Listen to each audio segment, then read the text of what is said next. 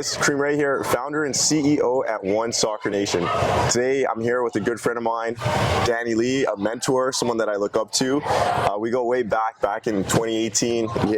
Came out to Coach Bassam, gave me the opportunity to come out to England for about 6 weeks, and it was such an amazing experience. But Danny, I'd like for you to share a little bit about yourself, where you're from, and where you're currently at, what club you're at, and what you do.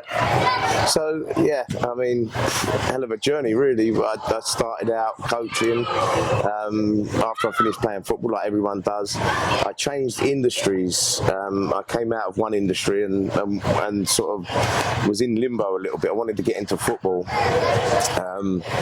Done all my badges. I had my badges. I was coaching in the evenings and stuff like that. I wanted to get into professional football, so I didn't have an academic profile, and so I went to school. I went back to school at a more mature age. I did 2 undergraduate degrees, a postgraduate degree, and continued to study. And I found myself coaching at professional football clubs, along with teaching at college, teaching at university, and then created my own program, which you came out to be part of, which was fantastic. And I remember coming to meet you guys, and you had sleeping bags and backpacks and dreams of making it as professional footballers, which, you know, what a better place to do it than the home of football. Exactly. I mean, where you're from, UK, that's where everyone around the world, they look up to the UK for football. You guys are the leaders in that space. For you, looking back, how'd you get involved in the beautiful game?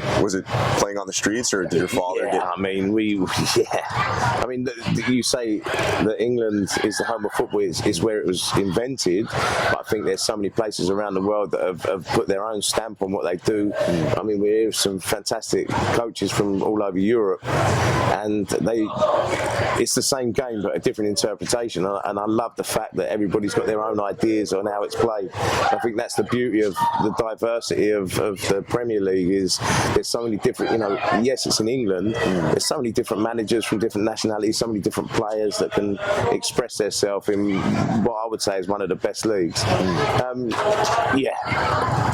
England is a football nation, the same as many of the nations in Europe. We play football, just football. There's so many other sports here that you can choose from where football is not probably the most predominant sport. In the UK, every little child has a pair of football boots. On the garage walls, and in the parking lots, there's goals marked out in chalk or spray paint. Everybody's playing football. It's on the TV, it's on the adverts, it's every channel, everywhere. And that's the depth of what is thought of in our country. So I was playing football from as soon as I could walk, really. What do you say goes into football in the UK? I mean, there's a lot of backing, there's a lot of support from the government. What's the difference between the cultures? Coach Bassam always says that the Canadian culture is completely different from the European culture. So the support, it's extremely different. I mean, you look at when you went to compete in the UK, yes, you guys were very good technically. You're going to play football with people that potentially that's their road out of poverty. It's not a middle class sport like it is here. It's a working man sport, or a working person sport. It's some people's exit route from poverty, and that's where you're competing against. For you, it's a beautiful game. For them, it's a way of life. You get to meet all sorts of different characters, which is great about football, and you don't need to speak any different languages. You put the ball down and you play. So it's the difference is the mentality of the players, and it's the drive of the players. Culture is different everywhere you go, right? Now it's what the focus of the culture is, and here education drives a lot of it. What we try to do in the UK, and like you said, we get a lot of funding from the government because it's such a popular sport. They try to use that as a lens to educate people, and that's where my company has come in and thought, right, okay, let's use this and let's let's get people to another level. There's a lot of crime in inner city, London, which there is in most big cities. And what we do is we try to lower the crime stats and raise the education rates. And we're having so much success with first in family going to university or English second language, and we're really pushing education through that medium. Yeah, that's amazing. I mean, for myself, reflecting back on my journey, soccer has kept me on a positive path away from certain things, certain experiences. So it's such a powerful vehicle, soccer or football. It brings people together. It's such a positive vehicle. You mentioned your company. How many soccer companies do you have, and what are they called? So we've got Sports Education and Training is where we draw our funding. Next Generation Pro Football Academy is the actual outward face of the company. We work with the Chelsea Foundation. We've got 2 projects with them, and we work with them through a college, so we get the funding through the government. We work with the foundation to do the football and the college to do the education. So there's a few. We've also got Aurelius, which is a consultancy company. We do a lot of consultancy work with either players, teams or managers.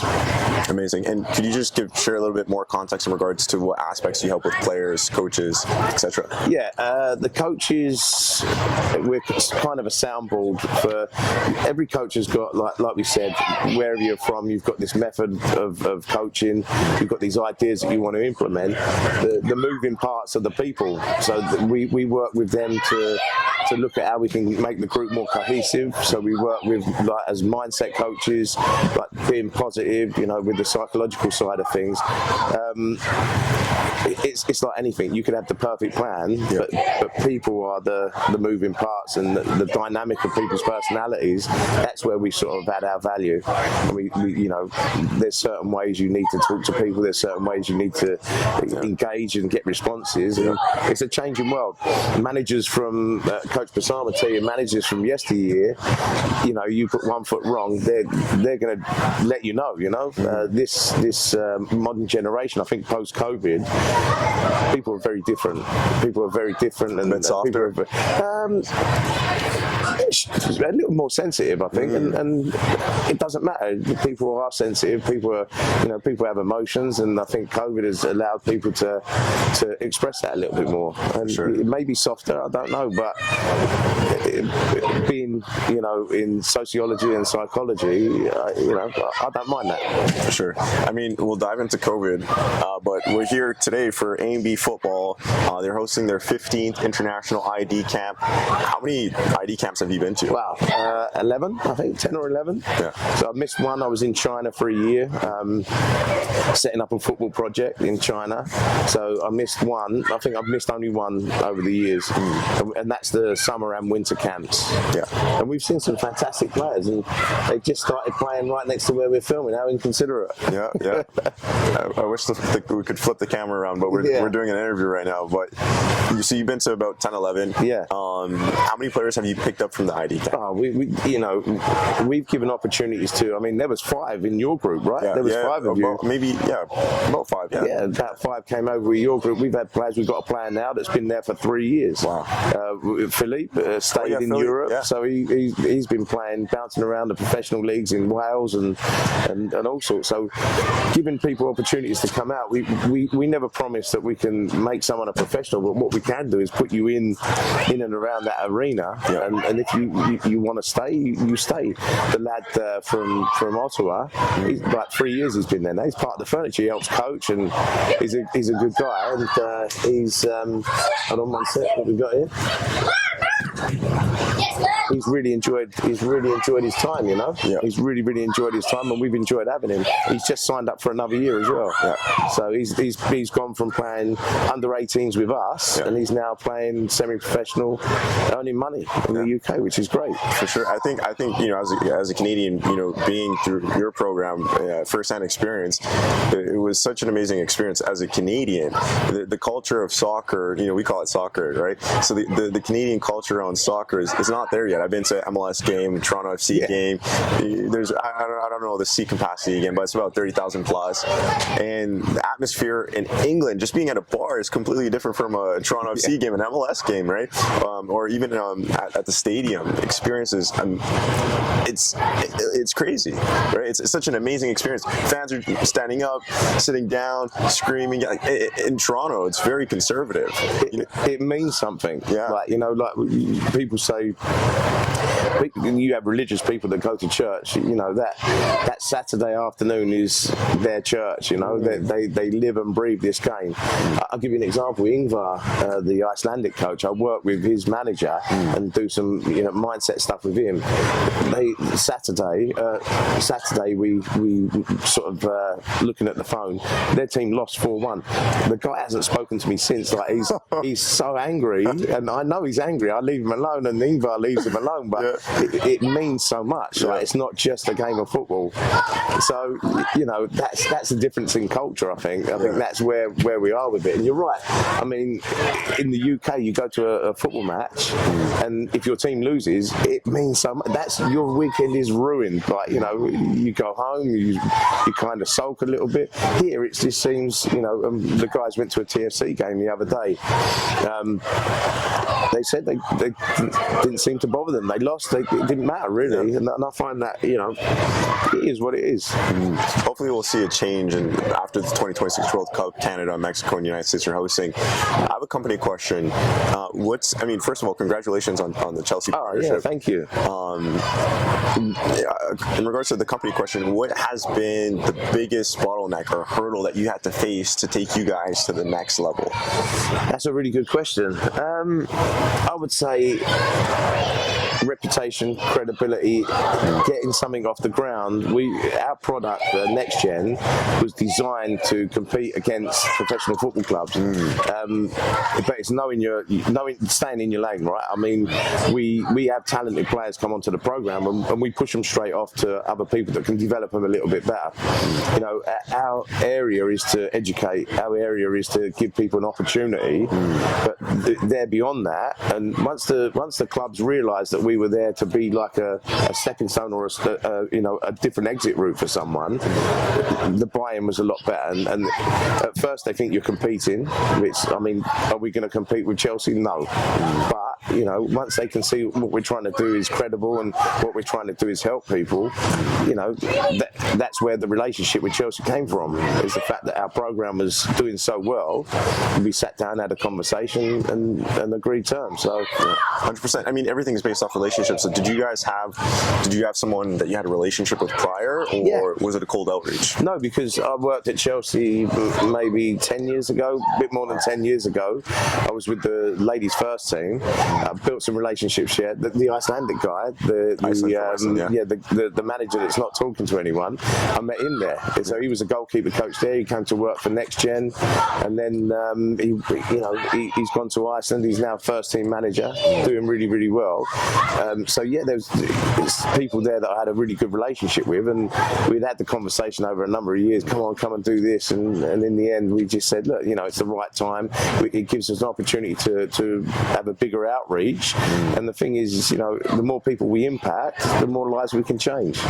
Yeah, 100%. It's all about the people. All about the people, 100%. What has been the biggest success that you've been able to achieve in your career? Personally, or for the company? That's a good question. For the company. For the company, it's, and this is how we measure our success. It's whatever someone has as their target or their goal. Our success is getting them to that point. So, not everyone's going to be a professional footballer, but we've had players that have aspirations to go professional that we've helped.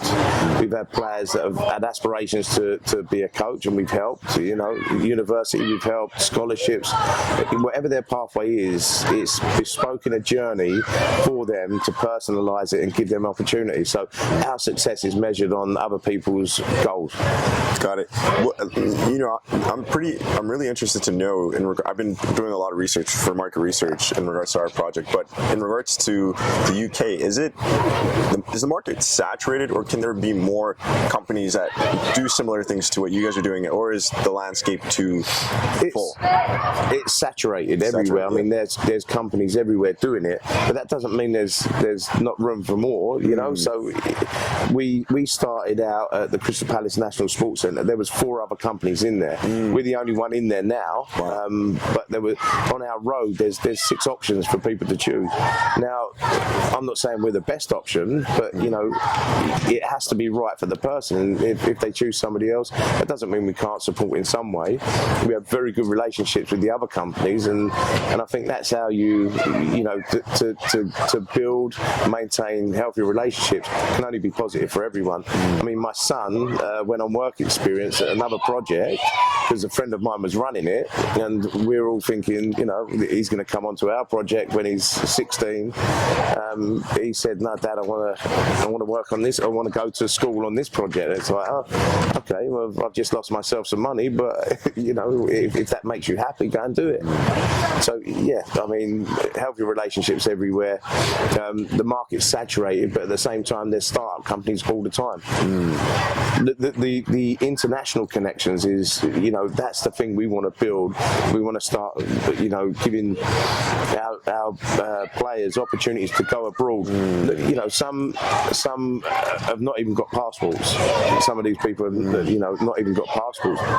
You know, if we can give them an experience of going to France or Canada or Germany, just to go and experience different cultures and seeing how different people live. Yeah. I mean, you know, it's life changing for some people. I mean, I didn't get to touch on this, but I'll touch on it now. Just the playing experience through your opportunity that I got through Coach Bassam, the playing experience, the accent, connecting with different cultures, different backgrounds, the appetite for football, the talent, and also the environment. The environment, because you're used to such nice environments. When you land and you get to the venue, that's real. Like that's the reality. People live like that. Yeah. You know, the graffiti on the walls, you know, the nets are all torn. That's the reality of some places on the inner city. But the project there is the best thing that some people have got in their life. You know. I mean, I personally loved the experience. It grew me. Humbling, right? Humbling. It opened my eyes, and it actually gave me the ultimate confidence to actually do what I'm doing now. After, like, you know, hearing about that Reading FC was interested in me throughout. You had opportunities. You know, things could happen. Yeah. I mean, at the end of the day, it's a person's perspective and how they are going to. What do they want out of the outcome of what they're experiencing? And I think as long as they have a positive perspective, and they're going to learn from what they're experiencing and take it and grow with it, that's amazing. I said it yesterday. If it wasn't for Coach Bassam, I wouldn't be in soccer right now. Yeah, absolutely. So it's like there's certain opportunities that come that you need to take, and they're going to help you grow. So I think as long as it's positive, it's going to help you grow. His hunger and enthusiasm it's inspiring. Like, I mean, it's contagious as well. I mean, you look at someone that's that focused, and I mean, listen, he's got so many connections. Oh yeah, it's crazy the amount of people that he knows around the world. But that enthusiasm, it's almost like, with all due respect, Canada's about 40 years behind him. You know, because if everybody had that enthusiasm, the culture would be here. You know, and it's the conversations that I have with Coach Bassam where you know, he gets frustrated because not everybody thinks that, you know, you have to have that perception of you either win or learn, because you're going to fail at stuff, like, and it's okay to fail. And I think some people are really scared to fail. You have this, you know, some people have a high need to achieve, and some people have this fear of failure. And the people that have the fear of failure tend to not push the boundaries. I mean, all you're learning is outside of that area, you know, of what you actually know and what you can do. The more you try, the more, you know, the more experiences you get, you'll find the better opportunities you get. 100%. You mentioned Canada's behind about a few decades. America's a bit behind, but further than Canada. And when we talk about Coach Bassam in regards to the new project that he's trying to build, I was just talking to Marcelo in regards to the land and what they're dealing with.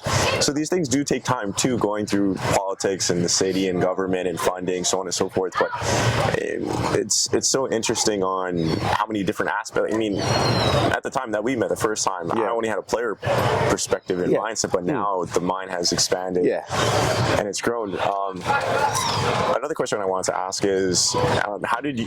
Well, actually, before how you and Coach Bassam met, you mentioned international, the opportunity for players to go and experience, maybe even helping them get the passport, right? Stuff like that. For you, is that the next aspect of the business? Is more collaboration and having players go out to different countries and experience? Or I mean, something that you guys we've got a guy from Ottawa at the moment coming over to us. We've got a guy coming in from Dubai, similar to what you were doing, and coming over to see what football's like. It will be a culture shock. Like, there's no two ways about it. There's nothing in the world that can prepare you for what you're going to see. I mean, the accommodation you lived in is, I mean, it's about sort of a strip of wallpaper away from being condemned, right? I mean, it was not great, but that's athlete accommodation. We went to France again to take a load of players on tour, and the accommodation's the same. Like, it was just basic. This is where you sleep. This is where you shower, and this is and you open up the track. The field is there. But it's those things build you. They make you stronger, and you need absolutely. that. You need that in this world. If you can survive in that environment, you can survive anywhere. 100%. I mean, Dubai is next level. I mean, besides living experience, lifestyle. Oh man, like they're paying a lot of money to come over. I mean, yours was through Coach Bassam, but players they're paying a lot of money to come and be on our project. For me, my biggest thing for this year is to get things going the other way. I want people to have experiences in different cultures. I'm looking at something for Canada to bring players out to sample the culture here. We need to get a lot of funding in to do that, and maybe a collaboration with a Canadian company or like a program where people can go either way to experience the cultures. Cyprus, we're looking at. Spain, we're looking at. France, definitely, because it's just a short ferry ride away. And believe me, you can be in France from the UK in like an hour and a half. You travel across on the ferry, and the culture is absolutely complete. The only thing that's the same is the weather, and it's raining. So it's the only thing that's the same. I do love the rain, but every day is too much for me. It's too much. It's relentless. Summer is the best day of the year in England, eh? I don't know if there's any summer in England. I haven't experienced it yet. The sun passed by every now and then. And then it starts raining again. Then it starts raining, Okay. So the weather in England, there needs to be some vacuum that you guys need to create to suck out the clouds. I wanted to ask you, how did you and Coach Bassam connect? So I employed a coach, a Canadian coach, who came over to work on another project. He ended up working on one of my projects, and he had a job. We got him a job at Chelsea as well, so he was doing both, and he was from ANB. So that's how we connected. You guys were on tour in London. ANB were on tour in London. The coach had a bit of a rough ride beginning. We made his experience a little bit better, and then he introduced myself and Coach Bassam, and ever since then we've become really good friends. I mean, I could tell you, I love your relationship and dynamic. I mean, you're British banter, and he loves it. British banter, and Coach Bassam has his own banter as well. I wanted to say as well, if I've done quite a bit of interviews, about 250 plus. So if there's any intros that I can make for you to club owners that I know in the U.S. that have stuff in Europe and Spain and stuff like that, let me know. I know Coach Bassam has a lot more connections. what else was there? What are your thoughts?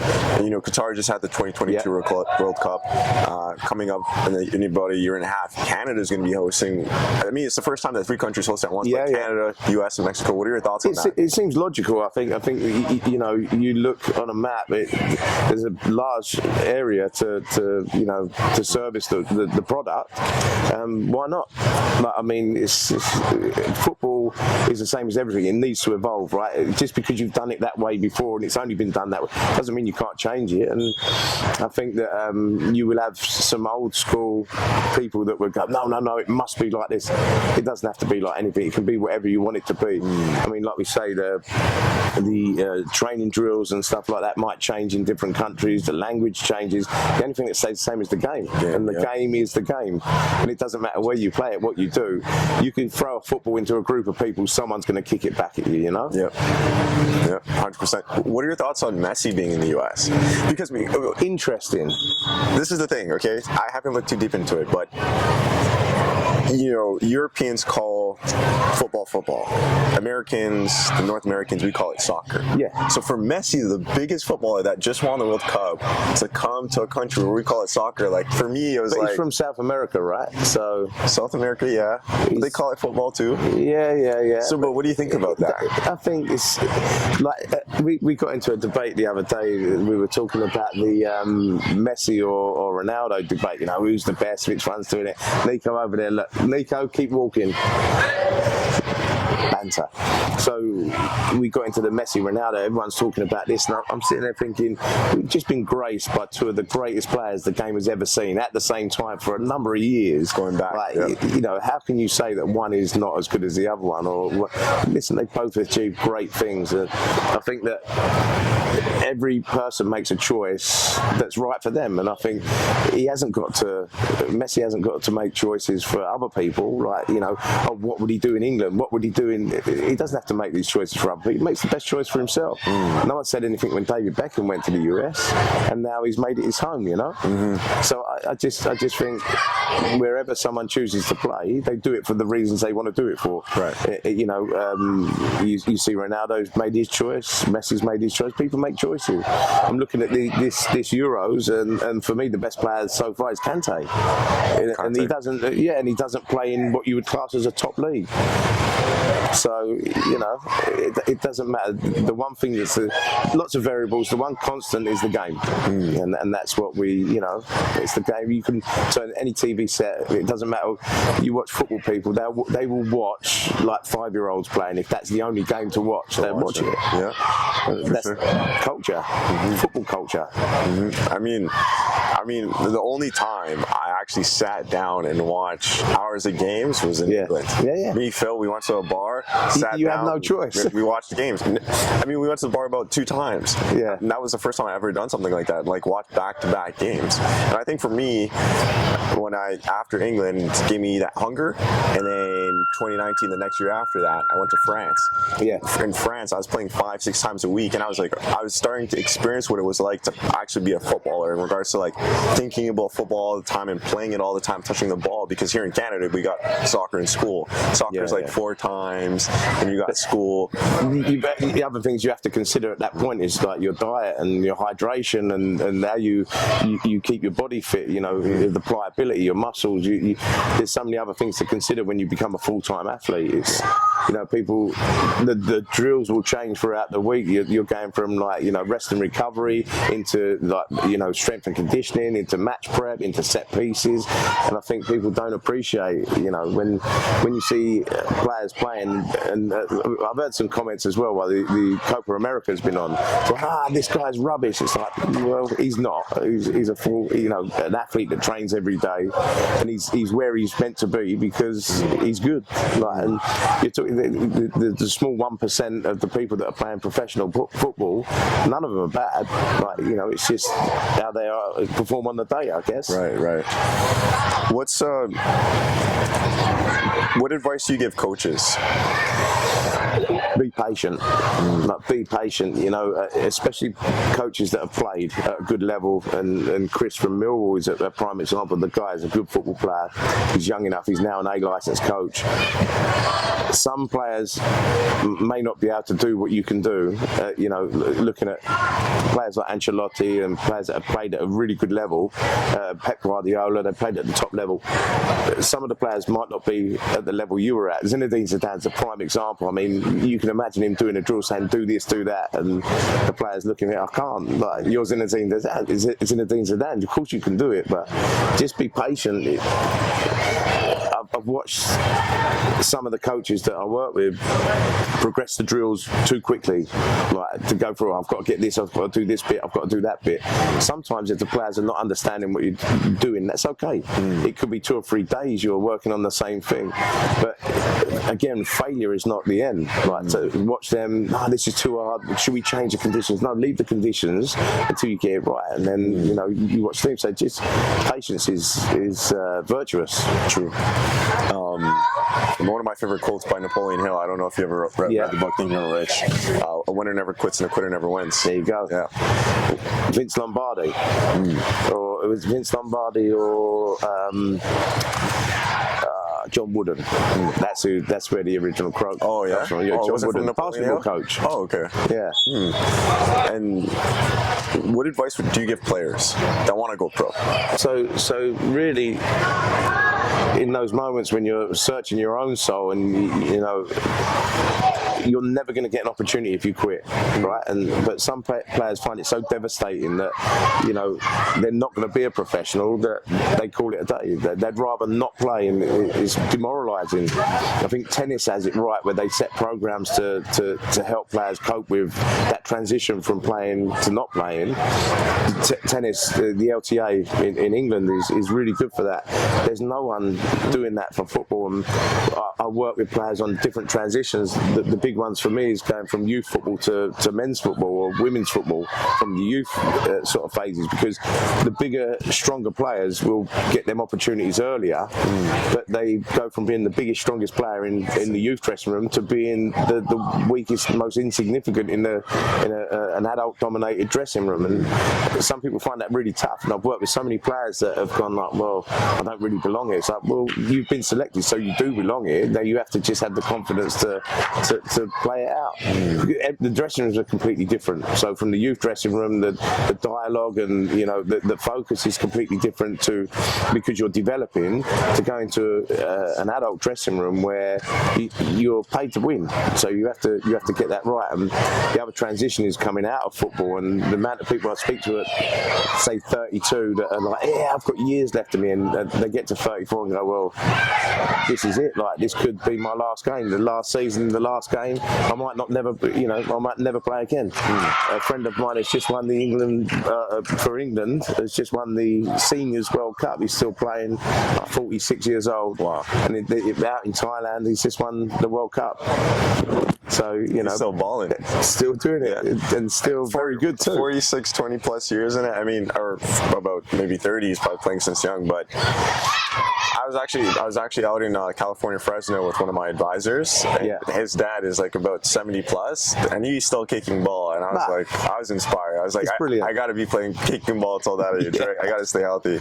But I mean, that's an important point that you mentioned in regards to the transition. I remember for myself, thankfully I'm still in soccer. I transitioned into soccer on the business side, but it's actually extremely hard to transition. Yeah. So, I mean, how do you guys, this would be my last question, how do you guys help with player transitions?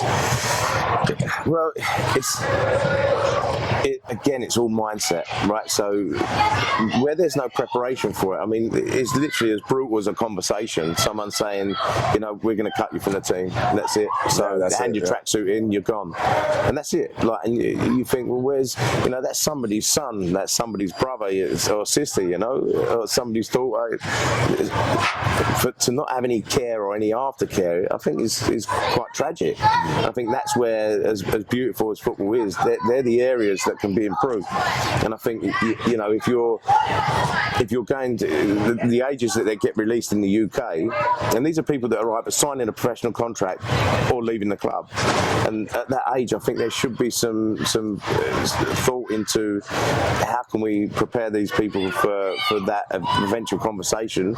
You know, get them right mentally rather than just hit them with this. And I've just been working with the Watford scholars, and they were all. It was so tense. They're like, "Am I going to get a contract? Am I going to get a contract?" And some we're doing the education program for professional footballers. In their mind, this is what I'm going to be. Yep. Some of them were released devastated, and I mean inconsolable. Some, and I think that's where improvements need to be made, because after all, we're working. It's a people industry. We're working with people. Yep. Truth be told, I actually enjoy the business side more than playing. Yeah, me too. Yeah. Only because I'm old. You know, and you don't have to worry about getting tackled and injured too, right? That's also true. Yeah. That's also true. Well, Danny, this was a pleasure to spend more time, Always a pleasure. time, and learn more about you and what you've done and all the success that you've had and all the positive things that you're doing back home and coming here to Canada. You know, I appreciate that. You know, looking at these young future next generations to give them opportunities to go and explore the soccer world in other countries. It's always a pleasure to talk to you. You know that. Yeah. And you're always welcome back anytime. Thank you so much.